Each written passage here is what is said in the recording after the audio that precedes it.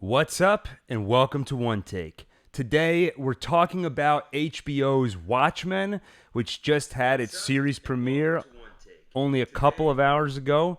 And I just watched it, so this is going to be my live, immediate reactions to the episode. I'm still collecting my thoughts, still analyzing the episode, but let's just jump right into it. The first thing I want to say is that I love this show. And I'll get into exactly why in a moment. And there were a couple of things that are sort of critiques, but a lot of that's really more wait and see, where I'm curious to see where the show's going and how some of these things are going to develop over the next few episodes. But let's jump right into it. The first thing that jumps out at me for Watchmen as probably one of its strongest characteristics is exactly that. Its characters. Just about every character on this show is somebody that I want to know more about. And part of that comes from the fact that each character, you really don't know what their motivations are. Are they a good guy? Are they a bad guy? Are they about to throw on a mask and start beating someone up? Just a few, and I should say at this point, there are going to be major spoilers for the first episode of Watchmen. So if you haven't watched it yet, no pun intended, go do that and then come back and watch this video. I don't watch the next time on previews, so there won't be any spoilers for future episodes. But a few examples there on why these characters are so strong. Number one, the baker, Angela. At one moment, she's in a classroom. You don't really know what she's talking about. You see her doing an awesome egg trick, using a bottle to pick up egg yolks and move them to another plate. Seems to be a teacher of some kind or someone that has come in to speak to the class. And then suddenly we learn that she used to be a cop. And she reveals to us something we kind of already knew, which is that all the cops in this world have to hide their identity and don't tell anyone that they're cops. And then in the next sequence, we find out not only did she used to be a cop, but now she's a masked vigilante. And you think, okay, so she used to be a cop, now she's a superhero of some kind, probably working on her own. Moments later, we find out that she's working with the cops. So this Angela character has gone from somebody we know nothing about to suddenly being this super intriguing person. And as we get to know her, we're also learning a little bit about the world that Watchmen takes place in. So just masterfully done, and that's just one example of many in this episode. Another one is Judd Crawford, played by Don Johnson, who always does a good job, and there's no exception here. So in one moment, he is looks like a head of the police of some kind. He appears to be this super ruthless guy, right? He has a room full of cops, and they decide to enact Article 4. So another little piece of world building there. We find out that in this world, there's something called Article 4, which gives the cops essentially free rein to be extremely aggressive, to use armed combat to go after people without warrants, as long as the majority of cops feel threatened. And so you can see they have a few precautions in place, but this guy, Judd Crawford, skips past them pretty easily, asks a couple of people, hey, does your life feel threatened? They say yes, and he says, okay, we're going to go ahead and enact Article 4. So this Judd Crawford guy, you think he's a ruthless cop, he doesn't care about the rules, whatever. Later in the episode, you see him at dinner, and you see him cheerfully singing a song from the musical Oklahoma. So all these characters have these two very opposing sides to themselves. So I found myself with any character that was introduced just on the edge of my seat to see the next scene to find out what the hell are they going to do next? Are they what they seem? Are they going to be a villain? Are they going to be a hero? Even though this show, I doubt, is ever going to give us labels as simple as that. And then, of course, there's Veidt, who, if you read the original graphic novel, you know that he was a major character there. So that one's a little bit cheating, right? I am somebody who read the original graphic novel. So anytime I see a character I recognize or an element I recognize from the original graphic novel, I'm immediately going to be intrigued to see how has Damon Lindelof developed this character 20 plus years later in this timeline. But even if I knew nothing about this character, I would still be intrigued. We see him riding a horse. Then suddenly we see him nude at a table with somebody massaging him. So you're like, what the heck is with this guy? And then moments later, we see somebody else enter the scene, and it turns out that he is celebrating, Veidt is celebrating his anniversary. And as an old reader, I'm sitting here theorizing about what that could mean. I imagine that if you're viewing this having not read the graphic novel, you're wondering, what is this anniversary all about? And again, this show has done a great job in this episode of giving us these single sentences and single moments that take a character from being basically nothing to suddenly being extremely intriguing. So that's one example right there. What is that anniversary all about? Another great example is the guy in the wheelchair sitting outside Angela's bakery, where he says, "Think I can lift 200 pounds?" Immediately, you wonder what that means. In any other movie, or show, you might assume this is some crazy guy just rambling nonsense. But in this show, where everything seems to mean something, you have to wonder what exactly that means. And if you read the graphic novel, you wonder, is he a superhero of some kind? Does he have some ability that we haven't seen yet? And Adam, my brother in the chat here, is saying, I'm glad you liked the premiere. I'm excited to watch it. I was worried it wouldn't be very good. And I didn't really talk too much about what I was expecting going into this series, but I was worried about it, especially when you're talking. I mean, you're always worried when someone's adapting work that you really care about, but not only was Damon Lindelof adapting Watchmen, but he's creating a sequel. And we all know that Alan Moore, who wrote the original Watchmen, is super protective of his work. And Watchmen is not something that was written where at the end you think, hey, this could use a sequel. It was a very self-contained beginning, middle, and end. So it's worrying. What are they going to do for a sequel here? But I have to say that for the most part, Damon Lindelof knocked it out of the park. So everything I've said so far, all I'm talking about is how great the characters are in this show, and that alone is enough to get me to come back for episode 2 to see where they're going to go with all of them. Besides that, another thing this episode did great is the world building. It has a really interesting tightrope to walk. It takes place in an alternate history. It takes place today, but it has to sort of come from the graphic novel that was written 20 plus years ago. So it takes place in a world that's extrapolated from a fictional version of the 80s, but it's also trying to be relevant to what's happening in the world today. And somehow they pull it off. So one great example of that is one thing you hear a lot about today in the news is people pushing for more control of our police force. And pretty early in the episode, we see that many things have been enacted in the law to create those restrictions on the police. So one cop is sitting in his car. You can tell he feels threatened. So he wants to pull out his firearm. And in order to do that, he has to call into headquarters and get permission so they can remotely unlock his firearm. And that feels like something that could happen in today's world. It doesn't feel like it's going to happen tomorrow, but if you consider the events of the original graphic novel and the world they lived in, it sort of feels like they've created a world here where they've taken a lot of the ideas and questions that we're dealing with today, but some major events have taken place which have exacerbated things and sort of put things on fast forward.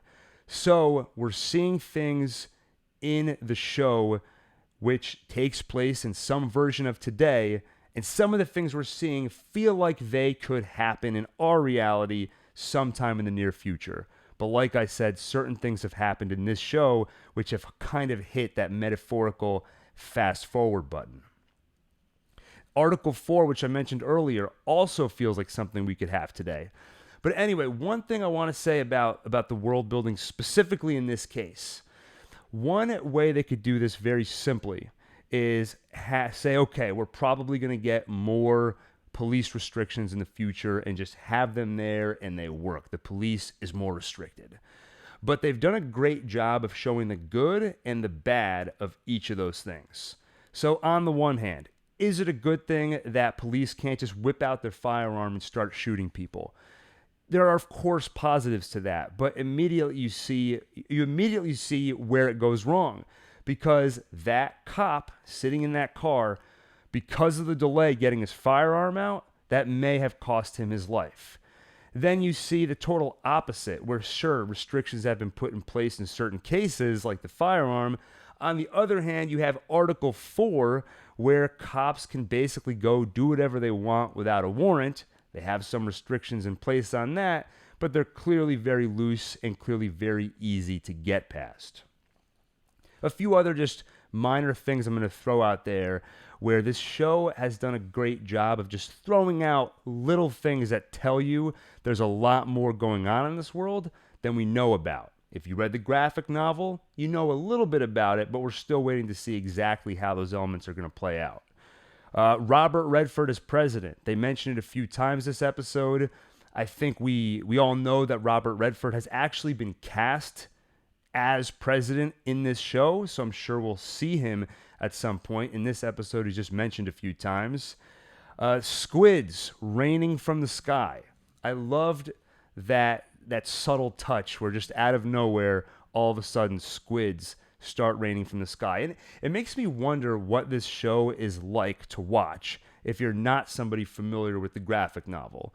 If you read the book, you know about the giant squid at the end of it, and you just assume, you start putting the pieces together, that must be a side effect or something of that thing that Veidt did to bring in that giant squid. And then the police wearing masks to hide their identity. That's something we see at the beginning of the episode. And slowly throughout the episode, we learn why they do that, right? They need to protect their identities because if people know who they are, like we've seen with superheroes in just about every superhero movie, as soon as the bad guys know who you are, they can go to your home, they can go to your friends, they can go to your family, they have leverage over you. But the show never uses awkward exposition to tell you that stuff. All this world building happens in a way that feels natural. And Adam chiming in the chat again. I have a confession to make. I couldn't get through all of the graphic novel. I felt bad about not reading the long text portions, so I just stopped reading altogether. That is hilarious because I read the book when I was younger. So those sections in between each chapter where all of a sudden you go from comic book mode to just major blocks of text, it was hard to get through. And I'll confess that I may have skimmed some of those portions, but I stuck with it through the end. I know where you're coming from, though. You feel like you're not going to get the full experience, so if you're not going to read those long blocks of text, you start to tell yourself, well, I don't deserve to read it at all. Having said that, I think I'll probably go back and reread it now. I'm a little bit older. I like to think a little bit wiser. I think I can handle the in-between chapter sections. Young and stupid, Adam. That's exactly right. And I think I was the same way. So I love the characters. I love the world build. Listen to the audiobook one day. I don't know if they have an audiobook, but maybe I can just record one for your own personal use, just so you can get the full experience of the graphic novel. The other thing I loved is the score. I think on TV a lot these days, a lot of shows will have a sort of generic score, but this show had something really unique, which felt modern in some ways, but then at times would get very synthy and feel like something right out of the 80s, which is when the graphic novel was written. And there's not only did it feel, so the synth that was used throughout, like I said, gave it a very 80s vibe, which I absolutely loved, but they also used it at times to really ramp up the tension. Sometimes when it was appropriate, when you knew something tense was happening and it would sort of cut in. But other times it would undercut a scene where things felt okay, and then suddenly you hear something and you say, wait a minute, I feel a little uncomfortable right now for some reason. What's about to happen? A great example of that is I mentioned the dinner sequence earlier where Judd is singing that song from Oklahoma. They're having a pleasant dinner, and then all of a sudden you hear a ticking clock. And I think we've been trained now by many movies that when you hear tick-tock, tick-tock, tick-tock, you know that something bad is going to happen. So I'm watching that dinner sequence. I'm feeling good. I'm thinking this is one of the first parts of the episode where things are starting to feel light. And then I hear that ticking clock come in, and I start to think, oh, God, what the hell? And if you read the graphic novel, then you know the ticking clock back then it was basically the doomsday clock in the context of the Cold War. Here, if new viewers who didn't read the original book or maybe don't remember the original book, don't know that original context, the ticking clock motif is introduced pretty early on in this episode with a group of white supremacists that wear the Rorschach masks using the tick-tock theme to say, hey, something's coming, we're going to start going after cops. Stanley McNatt in the chat room. I read the Watchmen comics years ago, forgot most of the details. I need to go back and reread those again. That would help me understand more of the show. Same here. I read the comic years ago. I've read it multiple times, but it's been a few years. Absolutely loved it, and I've been meaning to reread it. I was hoping to do that before the show, but I have to say I'm pretty impressed with how well this show is approachable if you haven't read the comic in a while, or I imagine even if you haven't read it at all, you can probably enjoy this show just the same. But having said that, I definitely want to reread it before the next episode, and maybe to help people like you out, Stanley, I can do a recap video here or do something to help people pick up on all the Easter eggs and all the elements that are being brought back into the show.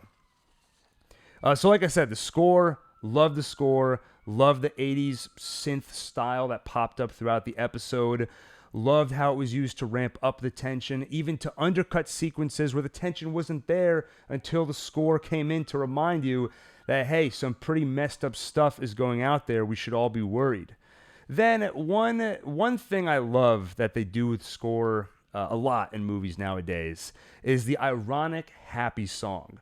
It's done pretty frequently, but it works on me every time. They did it a few times in this episode. The one that sticks out in my memory is when they have the squid raining from the sky.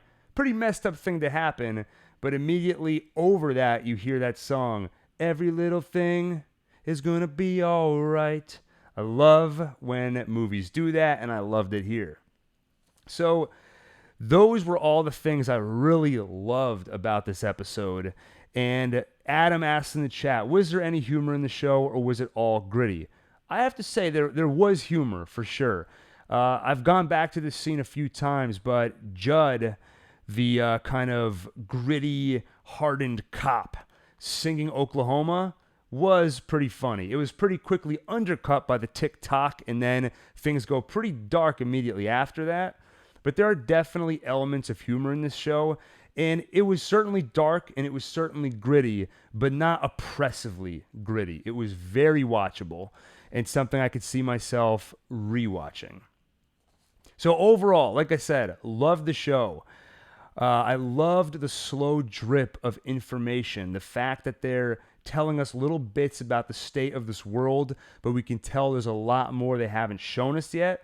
And it feels like that's something I want to emphasize. It feels like there is a ton under the surface that we haven't seen yet. Just a couple of examples of that. There's one moment where we see on television some footage from Mars, and you see Dr. Manhattan. You can't really tell exactly what he's doing. It almost looks like he's doing yoga. But right there, you just, that's a small reminder that there's basically a God in this world. And you have to wonder, what role is he going to play in this show? And they show incredible restraint of not bringing him into the plot right away. That's such an interesting, awesome sci-fi element, and they just give you a glimpse of it. They also give you a glimpse where you see on TV an advertisement for something called American Hero Story. Kind of a take, I'm assuming, on American Horror Story or I think it's called American Crime Story. But they show you a commercial where you see characters like Silk Spectre, like Night Owl. Again, characters who you would recognize if you read the original graphic novel. And again, it's a reminder that there are superheroes in this world. It's kind of funny that I watched this whole episode and there actually isn't a ton of mention of masked vigilantes or superheroes. And this is a little reminder that, hey, don't forget there used to be basically an Avengers or a Justice League in this world. So there was a slow drip of information about the state of the Watchmen world throughout this episode. They showed incredible restraint, and you get to the end of the episode, and you can't wait to see what else are these characters going to do. I want to learn more about them, and I want to learn more about this world. A couple of things that I went into this show, or really one thing I went into this show where I had some reservations, is the themes that this show is going to explore. Now, one of the pretty bold things that I think Damon Lindelof is doing is he's very heavily focusing on racial tension in this show.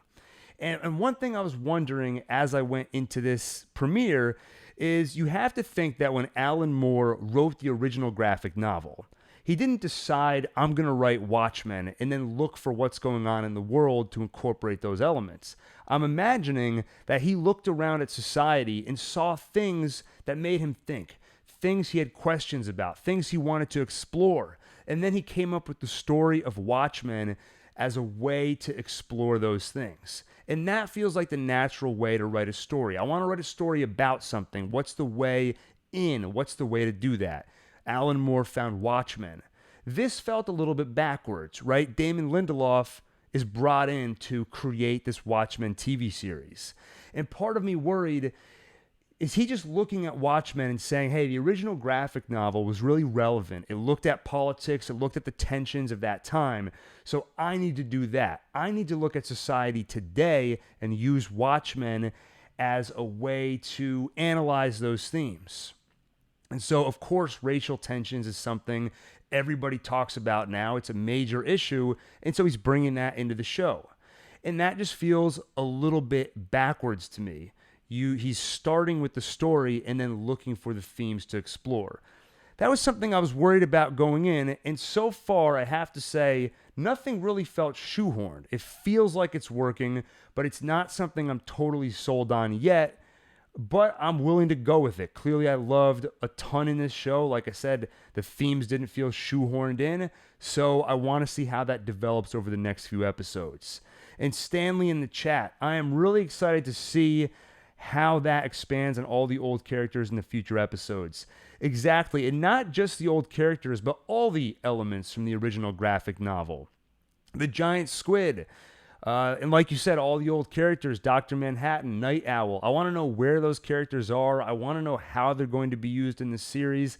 And I've said it a few times, but I'll say it again. I'm really impressed with the restraint that they showed. It would have been so easy to bring in Dr. Manhattan, bring in Night Owl, but they've done all that stuff in a very subtle way, right? Even the ship that the cops were using in one of the last sequences, it looked like the Night Owl ship. So we're seeing those influences, but it doesn't feel overdone. It all feels pretty natural. It all feels like it flows. Like I said, it flows naturally. It didn't feel shoehorned in. One thing I want to say about the visuals in this episode, I was kind of mixed on the visuals, just because at times it felt like they had these very visually striking scenes that were awesome. And I'll call out a few examples in a second. But other times it felt like very average television cinematography. And there's nothing really wrong with that. But when this show at times reaches the heights of cinematic greatness in terms of what they're showing you on the screen, it just makes the more average elements more noticeable. So what I mean by average television cinematography is I feel like television, because they're on a more restricted schedule than film, they can't really take their time that much. They have to be very practical when it comes to what they show you. So to me, it feels like they default to the easiest way out, which is just use the camera to make sure we know what's going on. As long as the viewer can tell what's happening and that's being properly communicated, move on to the next scene. Don't waste your time trying to find the most artistic or visually striking way to show you what's happening in this scene. And like I said, that's okay, but when sometimes the show looks amazing, when it just looks average, it just jumped out to me more, which made me feel kind of mixed on the visuals. So I think a great example of that would be one of the worst things that TV does is fight scenes. And there's a sequence where Angela, in her vigilante costume, goes to that field with the cows and then gets into some close hand-to-hand combat with one of the Rorschach mask-wearing white supremacists. And it did all the bad things that TV fight scenes do. Super quick cuts, where the geography of the fight doesn't make a whole lot of sense because of the quick cuts. Right? A character's throwing a punch, then it cuts, the punch is already thrown, the other character's flying on the ground. It looks like there's stunt doubles in there. So the fight scene's kind of awkward. And like I said, it looks like average television. But right before that, you see this great sweeping scene of that field with the cows on it. You see that rifle, that machine gun shooting, and it looks awesome. Then it looks terrible in the trailer. And then right after the trailer, it looks awesome with the night owl ship flying, shooting a flamethrower to take down the white supremacists flying on that private jet. So you have these kind of average looking scenes sandwiched between these awesome looking scenes, which makes the average scenes that would normally be okay just stick out more. So kind of a minor complaint, but when the show has its own character when it comes to the score, and it really feels like this original, unique, artistic thing, those average scenes just kind of stuck out to me like a sore thumb. But like I said, kind of a minor complaint. So I feel bad saying those bad things about it. So to keep talking about how great some of the visuals were, I have to say that one of the first opening scenes where it takes place during the Tulsa massacre, the Tulsa riots in 1921, anytime a show is going to tell you, Tulsa, 1921, or it's going to say on the screen what year we're in or where we are, I always wonder, what's that going to look like? What's the font going to be? And here they put it, Tulsa 1921, in these big yellow block letters, and they make it look like it's almost part of the scenery, where it's sitting on the ground behind some of the characters, and that looked awesome. And they do the same trick again, where they show you the title of the episode. It's summer, and we're running out of ice. It was, again, those big block letters, slightly three-dimensional, looked like it was part of the scene behind one of the characters. It looked a little bit comic booky and looked pretty awesome, so I loved that. And then I just want to call out just a few other kind of random things I observed in the episode or things I was interested in. I loved the callback, where at the end of the episode, and I said it at the beginning, but I'll just say it again, major, major, major spoilers. If you haven't watched the episode yet, I'm about to talk about the end of the episode. So the end of the episode, we see that cop whose name escapes me at the moment, but Don Johnson, that's the actor's name, his cop that he was playing, a character I found super intriguing, a character I was excited to learn more about, and the showrunner, Damon Lindelof, decided to kill him in the first episode. He's hanging from a tree, and his badge has fallen to the floor. And immediately when the camera starts to zoom in on that badge, I thought of the comedian's smiley face button. And we see a drop of blood fall on it, and that's when it solidified. Of course, definitely, that is a callback to the comedian's smiley face button. I loved the callback, and it just, again, shows the restraint and the fine line that Damon Lindelof is walking. He throws in the callback without putting it in our face, and I loved how subtle it was. I also was just so intrigued by, so I mentioned earlier how these characters, every character on this show, you don't know, are they going to be good? Are they going to be a villain? Are they going to fall somewhere in between? And probably the biggest example of that, where you go from one end of the spectrum to the other, is this child who survived the Tulsa massacre in 1921, who we see at the beginning of the episode. You see him at the start of the episode, you kind of forget about him, and when you remember, you wonder, how is this going to circle back to that opening scene? Are we going to see that child again? And then we find out the guy in the wheelchair is that child. So we take this young kid who we take as this very innocent person. He's a victim surviving this horrible event. And by the end of the episode, suddenly we find out that he is now a villain of some kind. And we spend so little time with him in villain mode, but because we saw him at the start of the episode, and because we know some of the context of what he's been through, we also understand, at least the surface level, some of his motivation as a villain. We can understand why he would be angry at the police. So we understand just enough that we buy it, but there's still so much more to learn there. And like every other character on the show, I can't wait to learn more about him. I also just want to say, I love the themes that the graphic novel explored. I love the smart people stuff in there, but I also just love the sci-fi elements. I loved Dr. Manhattan. I loved Veight's genetically mutated pet that he had with him. And I can't wait to see more of those sci-fi elements explored on this show, especially Dr. Manhattan. And even though he played a very small role in this episode, we just get a glimpse of him, I'm sure that he is going to play some kind of key role here. Can't wait to see what it is, and I'm very curious to see how the show deals with him from a special effects standpoint. We know HBO is willing to spend a lot of money. Those dragons on Game of Thrones looked pretty good, so I'm pretty psyched to see how they pull off Dr. Manhattan. And I said it a few times already, but I'm curious to see how not only Dr. Manhattan, but the other original characters are going to play a role. I find it intriguing that Veight is really the only one who has already played a key role. Or not exactly a key role. He hasn't impacted the plot too much yet, but he was a pretty major focus in this episode. He had about 10 to 15 minutes of screen time. So they clearly have something planned with those original characters and original elements from the graphic novel, and can't wait to see what they are. So I think that covers pretty much all my thoughts on this episode.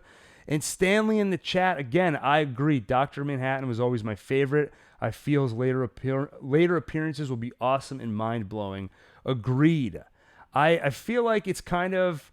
I always feel like a lack of sophistication when I say it, because that book explored major themes that were relevant to the times, right? It talked about all the tensions of the Cold War, but it also, even though it was subverting your expectations of comic books and it was doing everything different, it also had just awesome stuff that would appeal to a comic book reader.